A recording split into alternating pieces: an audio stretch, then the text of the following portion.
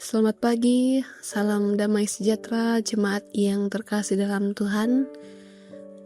Kembali kita berjumpa dalam program Renungan Harian Toraya dari Gereja Toraja Jemaat Palangkaraya, edisi Selasa 7 April 2026. Di pagi ini kita akan belajar dari firman Tuhan. Sebelum itu mari kita satu dalam doa, kita berdoa. Kemuliaan hanya bagimu ya Tuhan, yang telah dan senantiasa menyertai kehidupan kami. Engkau Allah yang senantiasa menganugerahkan hari yang baru, nafas yang baru untuk kami nikmati bersama. Untuk itu kami sungguh-sungguh bersyukur di atasnya. Dan mengawali segala aktivitas kami di pagi hari ini, kami akan belajar dari firman kebenaran-Mu yang sekiranya kami akan jadikan suluh dan pedoman dalam menjalani kehidupan yang masih Engkau anugerahkan, baik di tengah-tengah keluarga, di tengah-tengah persekutuan, pun juga di tengah-tengah masyarakat. Karena itu ya Tuhan, terangi kami dengan Roh Kudus, agar kami semua dimampukan untuk memahami dan mengerti dengan baik firman yang akan kami dengar bersama. Bersabdalah kami siap mendengarkan kebenaran firman-Mu. Dalam Kristus Yesus kami berdoa. Amin. Kolose pasal 3 ayat 12 sampai ayat yang ke-17. Kolose pasal 3 ayat 12 sampai 17 saya akan baca dalam terjemahan baru edisi kedua. Firman Tuhan, karena itu sebagai orang-orang pilihan Allah yang dikuduskan dan dikasihinya, kenakanlah belas kasihan, kemurahan, kerendahan hati, kelemah lembutan dan kesabaran. Sabarlah kamu seorang terhadap yang lain dan ampunilah seorang akan yang lain.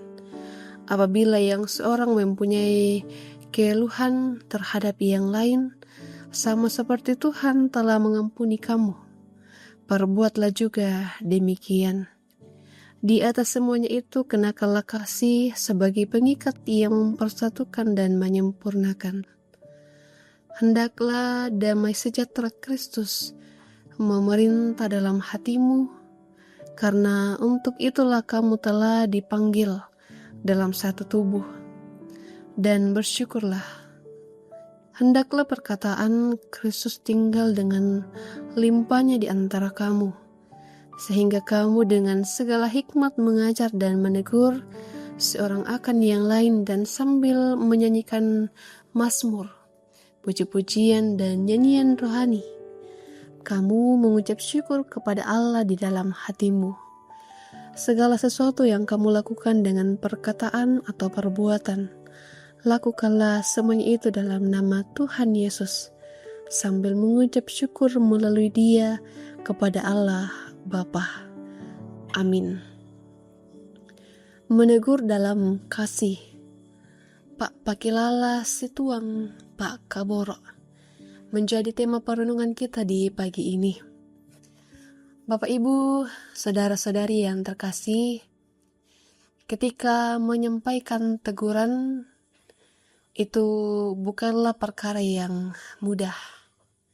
Kadang saat kita melihat seseorang berbuat salah, ada dorongan dalam hati untuk menegurnya.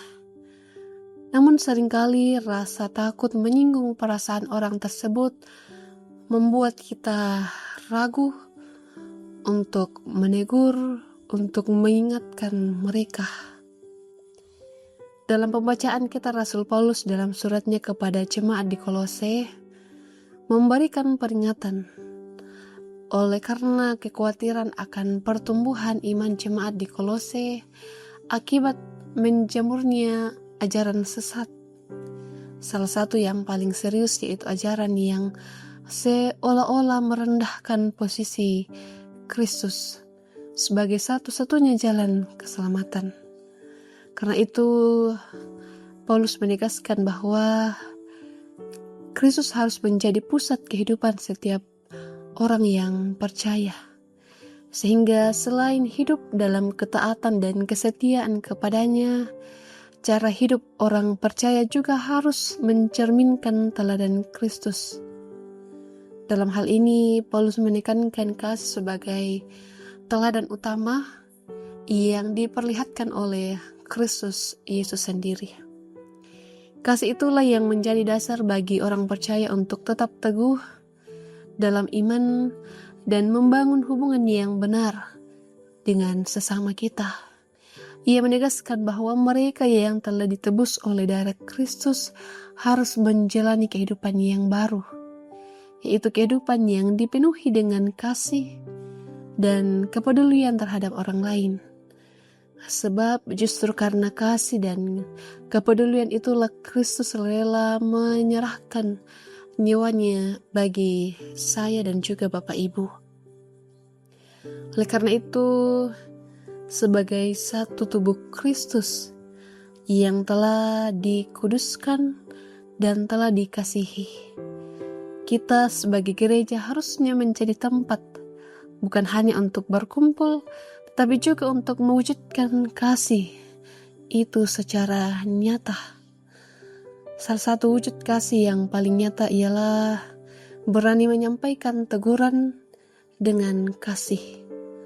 Teguran bukanlah cara untuk menjatuhkan, melainkan sarana agar seluruh anggota tubuh Kristus dapat bertumbuh bersama dalam iman. Oleh karena itu, menegurlah dalam kasih. Mari untuk menyatakan kepedulian kita kepada orang lain, kepada keluarga kita, kepada sesama kita.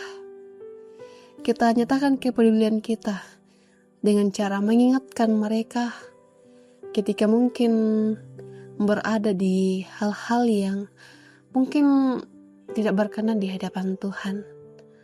Mari menegur, tetapi menegur dengan kasih. Pada mak pakilala, situang mak pakaboro lako padanta mak rupa tahu. Amin. Kita berdoa.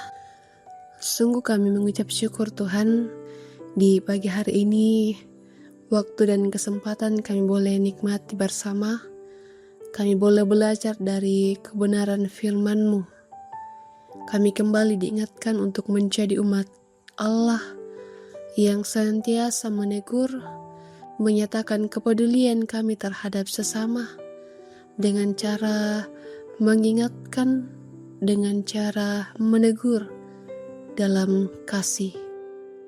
Tuhan, mampukan kami untuk menjadi umat kerajaan Allah yang tidak hanya mementingkan diri sendiri, tetapi juga mementingkan sesama kami. Terlebih ketika kami harus berada di posisi menegur, mengingatkan. Mampukan kami untuk mampu menegur, mampu mengingatkan dengan kasih. Ya Tuhan, kami akan melanjutkan kehidupan kami di hari ini.